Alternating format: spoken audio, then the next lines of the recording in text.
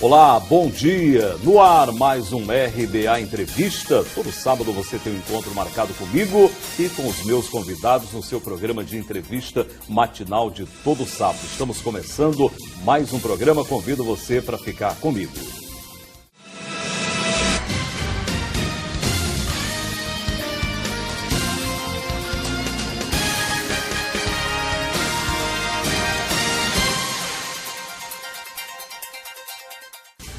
Bom dia mais uma vez, o RBA Entrevista já está no ar e eu começo o programa de hoje conversando com José Barroso Filho, ministro do Superior Tribunal Militar. É com ele que a gente abre o programa.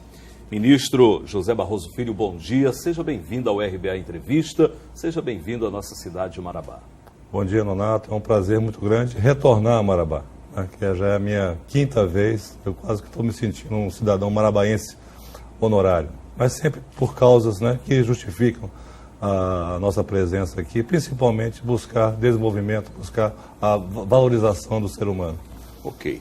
Eu quero saber do senhor o motivo da vinda do senhor à cidade de Marabá desta vez. Desta vez é para acompanhar a operação Itacaiunas do projeto Rondon. O projeto Rondon é um projeto do governo federal que interage as instituições de ensino superior com as comunidades. Então, são estudantes de várias áreas de conhecimento que vêm até as comunidades passar os seus conhecimentos, novas tecnologias, mas também muito a aprender sobre o que é realmente o Brasil real. Aprender o saber acadêmico conjugado com o saber da vida prática, construindo um Brasil maior, mais inclusivo. Já a gente vai falar mais sobre o projeto Rondon, sobre essa operação Itacaiunas. Eu já estive recebendo outras pessoas aqui também falando aí do projeto Rondon, mas o senhor já foi promotor de justiça, é juiz de direito, foi juiz auxiliar do Conselho Nacional de Justiça, juiz auxiliar da presidência do Supremo Tribunal Militar, juiz auditor da Justiça Militar da União, coordenador do Projeto Central Integrado de Desenvolvimento Regional do Ministério do Desenvolvimento. E eu quero saber um pouco da vida do senhor. Eu já falei aqui, mas eu quero saber como é que funciona o ministério do qual o senhor está ligado, que é o Ministério do Tribunal Militar. Como é que funciona? Qual é o foco desse ministério? Olha, o Superior Tribunal Militar é um órgão do Poder Judiciário. Aliás, é o órgão mais antigo do Poder Judiciário. Ele foi criado em 1º de abril de 1808. E julga crimes militares. Crimes militares não são cometidos por militares, são cometidos por qualquer pessoa, militar ou civil, que ofenda as instituições militares que, ao fim e ao cabo, sustentam o Estado democrático de direito. Assim, tanto civil quanto militar podem cometer essas ofensas e, quando as cometem, são julgados pela Justiça Militar da União ou Justiça Militar estadual, onde houver. Certo. E o número de casos aí de julgamento, seja de civil ou militar, nesse ministério é alto para a nossa população, ou está dentro da média, ou é baixo? Olha, a Justiça Militar da União, ela se destaca pela sua produtividade, o número de casos não é elevado porque o nosso contingente principal são as Forças Armadas, E as Forças Armadas estão submetidas a um regime disciplinar muito rígido, cumprem a contento as suas missões e, quando eventualmente algo mais grave ocorre, que tem o condão de ser um crime militar, que são levadas até as auditorias, são as varas militares, e os recursos são encaminhados ao Superior Tribunal Militar. Ok. Estou conversando com o ministro José Barroso Filho, ministro do Superior Tribunal Militar, hoje aqui em Marabá, fazendo uma visita. O senhor já falou que é a quinta vez que vem aqui à cidade. Como é que o senhor vê aí, com um olhar diferenciado, o senhor que fica lá em Brasília, como é que o senhor vê a cidade de Marabá, o estado do Pará, esse clima, esse povo caloroso, que recebe sempre as pessoas que vêm aqui? Dá um diferencial? Você se sente bem aqui na cidade de Marabá? Olha, eu me sinto muito bem em Marabá, tanto é que já é a minha quinta vez aqui. Eu sou quase um marabaense honorário, E o que me traz a Marabá, o que me encanta em Marabá, justamente é esse polo de causas. Então, eu já vim várias vezes aqui, mas sempre por motivos muito relevantes, Um dos motivos, o atual, é o projeto Rondon, esse projeto interdisciplinar de construção de uma nação. Mas também já vim aqui com o grupo de trabalho Araguaia, que visa atuar nessa região, principalmente em São Geraldo, em Xambioá, resgatando verdades históricas, mas principalmente respeitando os familiares daqueles que se envolveram na guerrilha do Araguaia na década de 70, para que eles tenham as informações, né, dos seus entes queridos que nunca mais apareceram. Mas também já vim aqui em apoio explícito a um guerreiro, né, Dr. Jonatas Andrade, que é um juiz do trabalho, que, cumprindo a sua missão com coragem e destemor, enfrentou aqueles que insistem em práticas como o trabalho escravo, né, tomou medidas duras, por isso foi ameaçado e prontamente teve todo o apoio, né, da Associação dos Magistrados, dos tribunais respectivos. E eu vim aqui, naquele momento, em 2013, para dar um apoio. Fui com ele até a Polícia Federal, o Ministério Público Federal, fui até o Exército e mostrar que ele não está sozinho. Aqueles que querem um Brasil melhor estão unidos, né, em um Brasil que respeita a legalidade e aponta desenvolvimento. O senhor sabe que a nossa região, a região sudeste do estado do Pará, é a região que tem o maior número de PAs, que são os projetos e assentamentos. E isso aí gera conflitos constantes, geram interdições de rodovias, interdição aí da ferrovia Carajás. Como é que o senhor vê os movimentos sociais? O Ministério procura dialogar, procura fazer essa parceria com os movimentos sociais, não se escondendo, não fugindo aí do conflito, mas tentando resolver, porque a nossa região realmente é uma região conflituosa em relação a movimento social, a várias instituições que dizem defender o homem do campo, o camponês, que termina atingindo quem precisa da rodovia, quem precisa da ferrovia, quem precisa desenvolver. Como é o relacionamento? Olha, essa posição de não fugir do conflito, né, porque o conflito faz parte do desenvolvimento. Nós que vivemos em comunidade, são pessoas diferentes, com opiniões diferentes, e em algum momento pode haver divergência, né? Então, desde o meu primeiro dia como juiz, né, eu achei muito mais valioso, né, sair do gabinete e ir até as comunidades e tentar conjugar esforços para que eles mesmos se entendessem, né? E na hipótese de um eventual conflito, que haja o diálogo, que a ação judicial seja a última forma, né, de tentar resolver. Então, essa é uma iniciativa minha de muitos anos, né, desde quando eu era juiz em primeira instância. Não é uma atividade institucional, né, porque como ministro do Superior Tribunal Militar, a nossa competência é criminal, então não tem nada a ver com assuntos fundiários, né, assuntos como nós já tratamos aqui.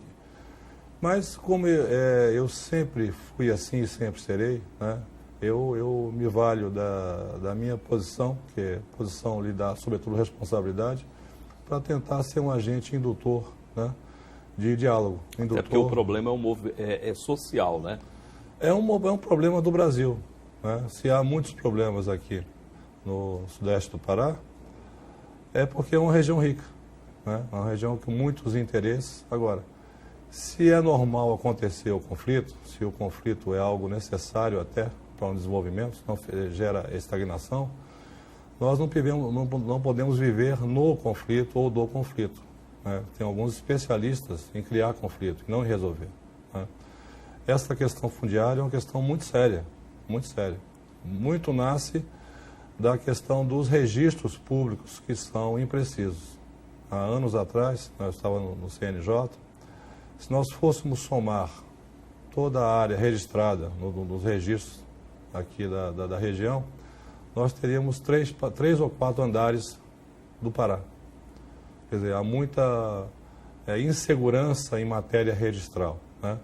Isso gera um ambiente de violência no campo. Aí dá margem à grilagem, dá margem a trabalho escravo, dá margem a uma série de violências que impedem o nosso desenvolvimento.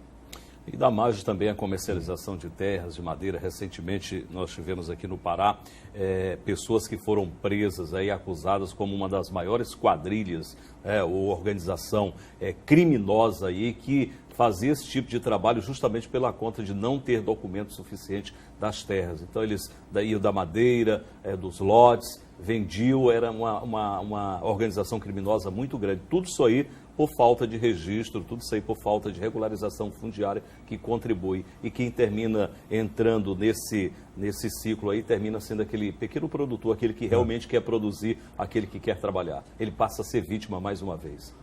E é justamente, essa questão passa muito pela falta de um diálogo institucional, né? As instituições estão muito distantes uma da outra e, por vezes, muito distantes do povo e, por via de consequência, muito distante da sua função social. Então, eu lembro que há um mês atrás eu estive aqui, mais uma vez, em Marabá, mas numa atividade da FATA. A FATA é a Federação Agrícola Tocantins-Araguaia, né? A convite, porque volta e meia, né, eu sou convidado a fazer algumas mediações, e era uma situação de preocupação, né, tanto do MAB, do movimento dos atingidos por barragem, mas também tinham vários movimentos sociais. E uma das preocupações era uma obra pública que já está em projeto adiantado, que seria a usina em Marabá, que iria afetar várias pessoas. E eu, numa conversa que demorou cerca de 3 horas, né, nós conversamos sobre o que é conflito. E conflito, em dado momento, pode ser bom, mas ele não pode se perenizar. E que uma situação que seria de crise para eles, né, uma crise desesperadora, o pouco que eu tenho eu vou perder, pode ser um momento de crescimento, né, se nós, as instituições, né, de maneira altiva, madura, sentarem e definirem, olha, a obra vai acontecer porque é pelo bem do Brasil e os atingidos vão ser respeitados, então esse pessoal vai ser realocado. Agora, é muito importante que eles mesmos percebam ser os primeiros fiscais, porque se nós temos, por exemplo, 1.000 atingidos, esses 1.000 não podem se transformar em 5.000 e 20.000, porque esses 1.000, eu conversando com eles, esses 1.000 têm a terra como vida, tem a terra como sinônimo de desenvolvimento, né? E a cada momento, se eles permitirem que outros vão se agregando com outros ritmos, com outras ideias sobre terra, geralmente é para negociar, para arrendar, nós vamos perder a possibilidade de uma construção, de um futuro melhor. Sustentável, né? Por exemplo, sustentável em uma agrovila. Aquele assentado que morava em uma tapera, agora vai ter a sua casa, né? Vai ter uma escola para o seu filho. Água potável, luz, né? Vai ter um centro comunitário. Condições para ele poder produzir. Porque eu já estive em assentamentos, os dois extremos, assentamentos altamente produtivos, porque se deu condição, e assentamentos que a pessoa está no meio do mato, um solo pedra, né? Se ele, cheio de mata primária ainda, quer dizer, ele sozinho não vai conseguir, o machado, tirar aquilo tudo. E se tirar aquela mata primária sem técnica, ele vai esterilizar o solo. Mas não basta isso não. Além de não ter técnica, apoio técnico, ele não tem água, ele não tem luz. Tem estrada. E, no entanto, está jogado no meio do mato. As crianças, para estudarem, acordam às 3 da manhã, às 3h30, estão no meio da estrada, a passar aquele ônibus escolar para levar. Quer dizer, não há uma sinergia pelo desenvolvimento. Então, as pessoas de bem, e nós somos a maioria, tem que se unir. Por isso que eu acho muito importante essa nossa conversa, para dizer que nós somos mais, nós temos um projeto de nação, e por isso nós temos que nos unir e extirpar esses que vivem no e do conflito. São os sugadores de sonhos aí. São. Estou conversando com o ministro José Barroso Filho, ministro do Superior Tribunal Militar. Eu vou um rápido intervalo comercial, já eu volto. Ele vai falar sobre a sua colaboração ao projeto Rondon, falar também ainda sobre o GTA e sobre trabalho escravo. Eu volto em 2 minutos, não mude de canal. Aguarde.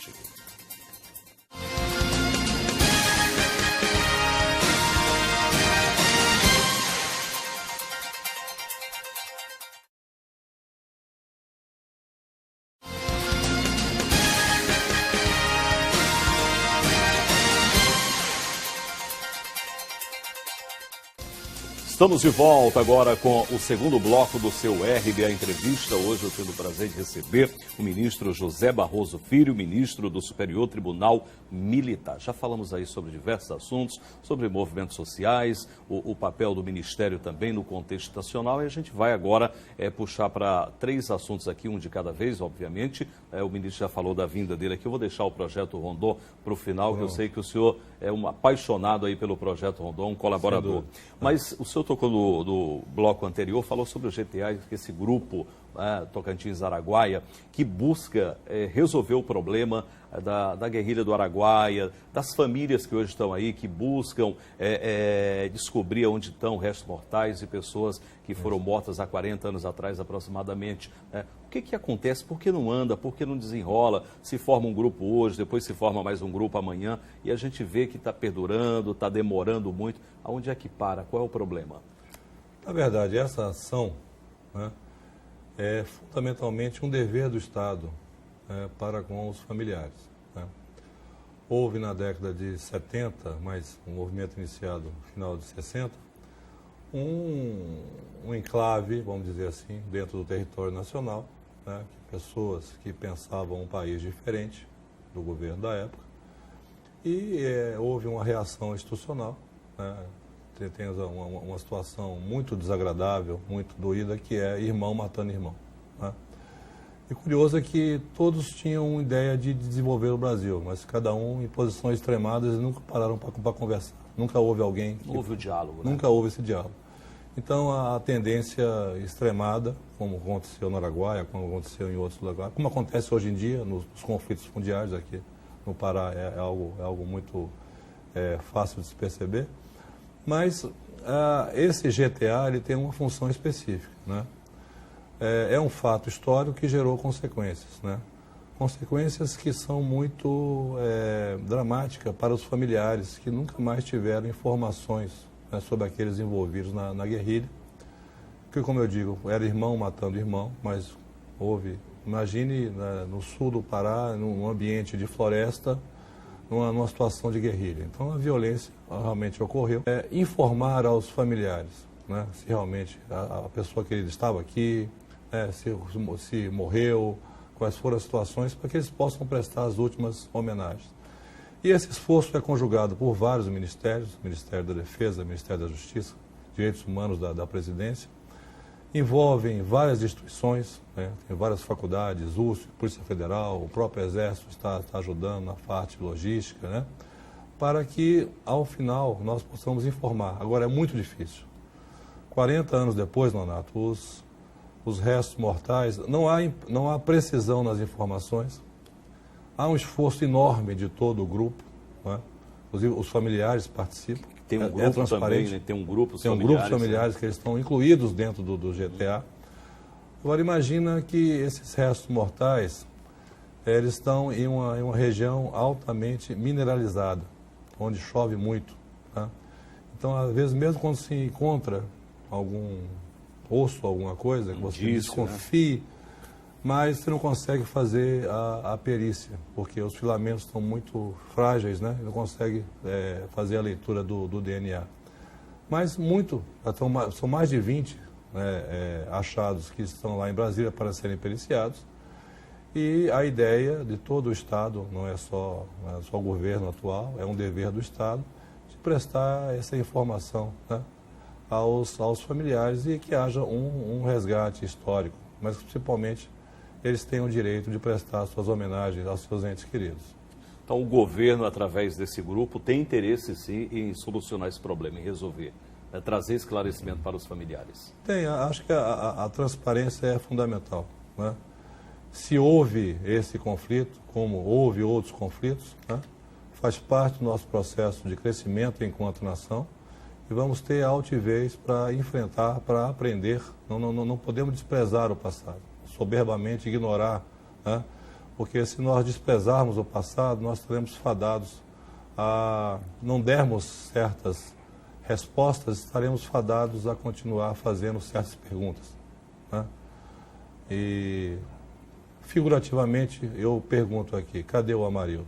Amarildo somos todos nós. Então, nós que formamos o Estado brasileiro, não é só o poder público, temos esse dever de nos unir, né, para formarmos uma nação efetiva, que um se enxergue no outro, trate como irmão e se preocupe com o desenvolvimento como fundamento dessa nação. Quer dizer, até um paradoxo aí, há 40 anos houve esse conflito e até hoje se procura restos mortais, corpos, peças de roupa, né? E que não tinha comunicação, não tinha internet, não tinha informática, né? E hoje que nós vivemos no mundo da tecnologia, não consegue encontrar, e aconteceu na região aqui da Amazônia Legal, região de floresta, de selva, não se conseguiu encontrar. E hoje, nesse mundo moderno, não consegue encontrar o corpo do pedreiro Amarildo, que o senhor citou agora há pouco aí, na capital, na metrópole, com todo o sistema de informação, né, com equipamentos evoluídos para investigação. Quer dizer, fica até difícil para entender, né, ministro? Não, não é difícil, porque a questão, sabe, fundamentalmente não é de tecnologia, é de cultura, é de postura, é de engajamento. Então, se hoje nós perguntamos cadê o Amarildo, a gente está procurando cadê o nosso futuro enquanto nação. Então, isso passa pelo desenvolvimento humano, passa por mais educação, mais saúde, né, mais saneamento básico, mais projeto engajado de futuro. Então, essas situações de violência ocorreram e ainda podem ocorrer se nós nos desviarmos desse projeto de um país mais inclusivo, de um país maior, bem como quis o Marechal Rondon, né? Que passou cabos telegráficos do Oiapoque ao Chuí, visando a integração. Ele queria um Brasil maior, onde coubessem todos os brasileiros, que pudessem ter uma vida digna de ser vivida. Esse tem que ser o nosso objetivo. Ok. O senhor também, vamos mudar aqui o assunto, já tocamos esse assunto também, a região sudeste do estado do Pará é uma região que já teve muitos conflitos, agora está bem menor o número de conflitos, né? Mas também nós temos um foco negativo aqui para o estado do Pará, que é justamente o trabalho análogo à escravidão. O estado do Pará já apareceu no ranking aí como o estado com o maior número de pessoas resgatadas pelo grupo, o GTA, o grupo de operação do Ministério do Trabalho com a Polícia Federal. E o senhor também tem acompanhado como observador. Diminuiu? Continua do mesmo jeito? O que melhorou? Avançou ou se esconderam, mudaram a modalidade, mudaram o modus operandi de escravizar aqui no estado do Pará? Não é só no Pará, né? O trabalho análogo à condição de escravo se encontra até em São Paulo, né? É uma questão realmente preocupante, porque é um total desvelo com a humanidade, né? Você escravizar uma pessoa, isso eu tive a possibilidade de ver pessoalmente. Já acompanhei 2 operações desse grupo de fiscalização móvel, né, que é uma ação conjunta do Ministério do Trabalho, da Procuradoria do Trabalho, né, e da Polícia Federal. Então, eu estive particularmente em Santarém, e essas situações ficam mais visíveis aqui no Pará, porque o Pará é um estado enorme. O Pará é um estado que, se você começar a entrar pelos ramais, né, você vai ver a diversidade que é o Pará, a riqueza que é o Pará e a dificuldade de se administrar o Pará. É geografia complexa, né? Se nós partirmos de protagonismos, né, de senhores da verdade. Eu tenho um apreço muito grande àquelas pessoas que procuram a verdade e um medo danado daqueles que dizem com empáfia a terem encontrado. Então é aquele que sabe a verdade, que sabe é o único caminho. Na verdade, o único caminho, quem vai trilhar somos todos nós. Por isso que eu sempre digo que essas ideologias que preconizam soma zero, para que eu ganhe você tem que perder, elas não são sustentáveis. Até porque solidariedade, eu estou falando desde o começo, é um conceito político, jurídico e econômico. Foi provado até. Nós temos um prêmio Nobel da Economia, John Nash, que no seu Equilíbrio de Nash prova que é mais interessante não ganharmos tanto quanto esperávamos, né? Mas cada um ganha um pouco e cada um vai levando a seu passo um irmão junto, né? Então, economicamente, politicamente, juridicamente, isso é um caminho sustentável, né? Então, essa falta de visão, esse medo de inclusão, quanto de futuro nós estamos deixando de construir para essa visão reduzida. Então, nós somos uma nação que tem que incluir as pessoas, né? Que tem que ter um projeto mais amplo, que não possa ficar só na economia, sem descurar da economia, mas se fôssemos só olhar a questão econômica, em termos de produção, o Brasil estaria muito bem. Nós somos a 7ª economia do mundo. É um país rico, né? No entanto, O povo. esse é o desafio. No entanto, nós ocupamos a 85ª posição no IDH, o Índice de Desenvolvimento Humano. Ocupamos a 79ª posição no Índice de Distribuição de Renda, pelo coeficiente de Gini. Então, essa diferença, né, que nós temos que trabalhar. Né? Equilibrar isso. Equilibrar. E equilibrar é trazer todo mundo para trabalhar. É né? inclusão. É justamente o que o Projeto Rondon faz. Tira o acadêmico da sala de aula, né, para conhecer o mundo real. E nessa união de saberes, a construção de um país melhor. A troca de experiência. A troca. Sei que o senhor é o colaborador do Projeto Rondon, está aqui em Marabá justamente pelo projeto. São 2 operações que estão acontecendo simultâneas aqui, é a Operação Itacaiunas.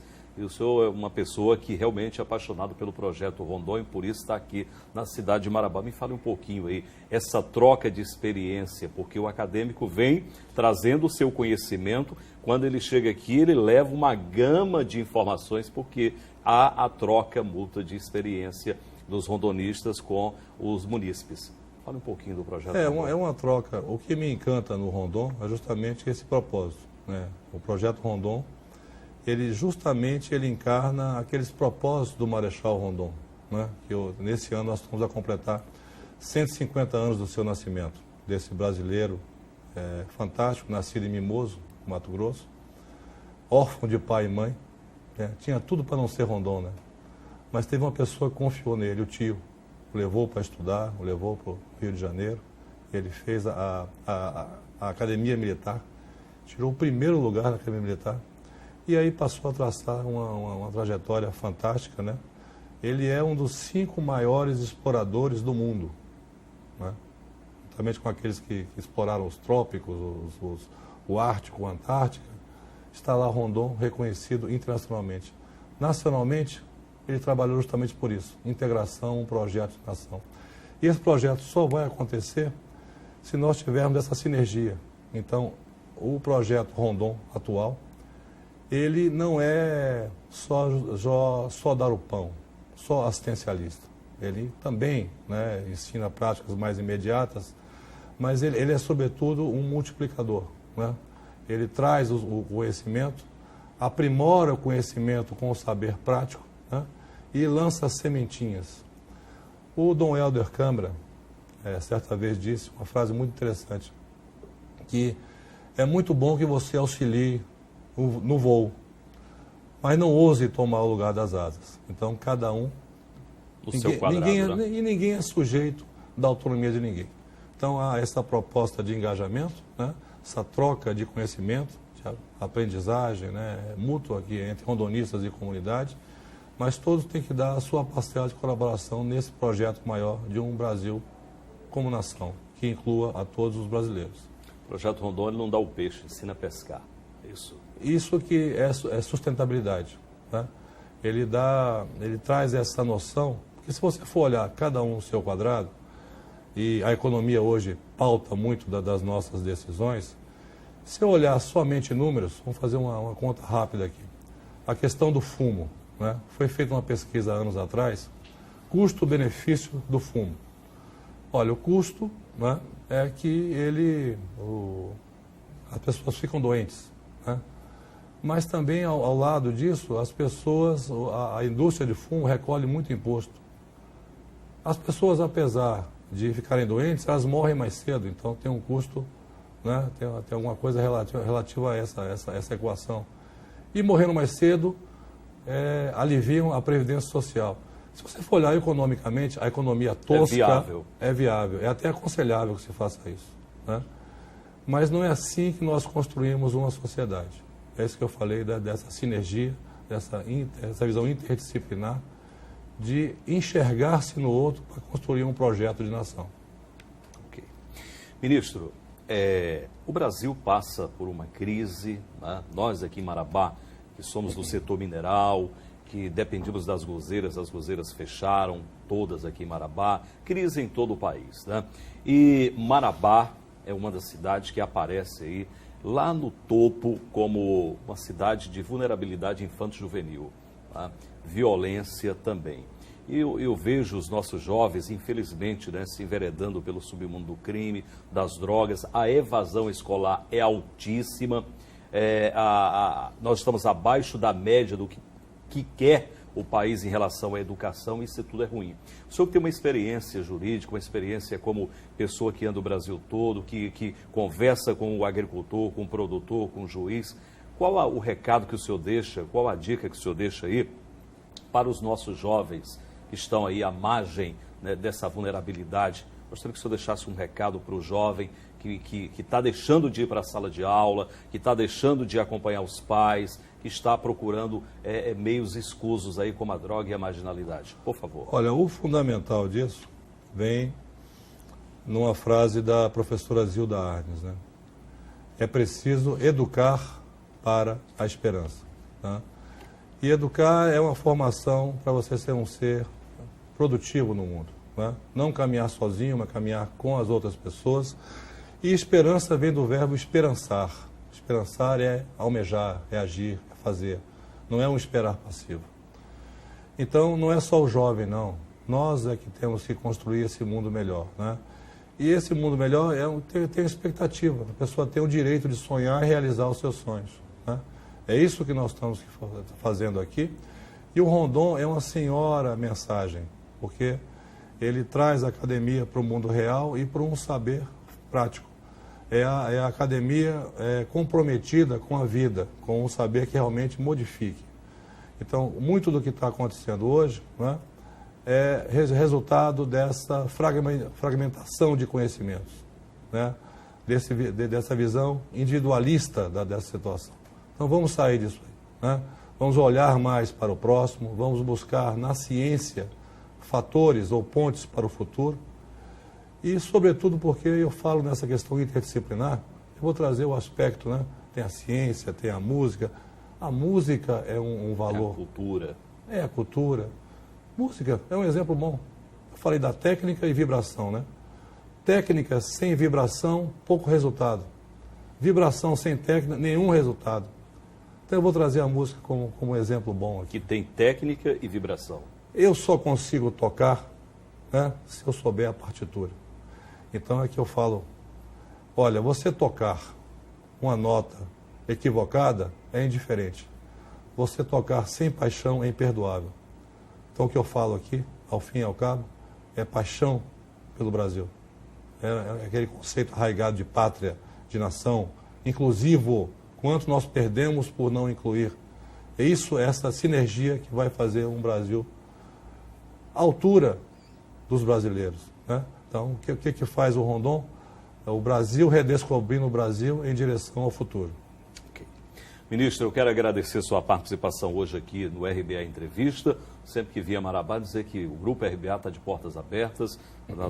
Toda a nossa programação está aqui sempre à sua disposição. Muito obrigado. Um bom dia para o senhor, um bom fim de semana.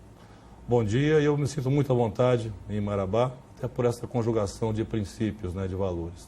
Sempre voltarei aqui e sigamos juntos. Eu acho que eu vou terminar muito brevemente, já que nós falamos em Mato Grosso, vou prestar uma homenagem a uma pessoa que mora em São Félix do Araguaia, Dom Pedro Casaldáliga, né, um bispo católico, que eu falei de ter vibração, mas sem desprezar a técnica, é a técnica com vibração, é o tocar com paixão.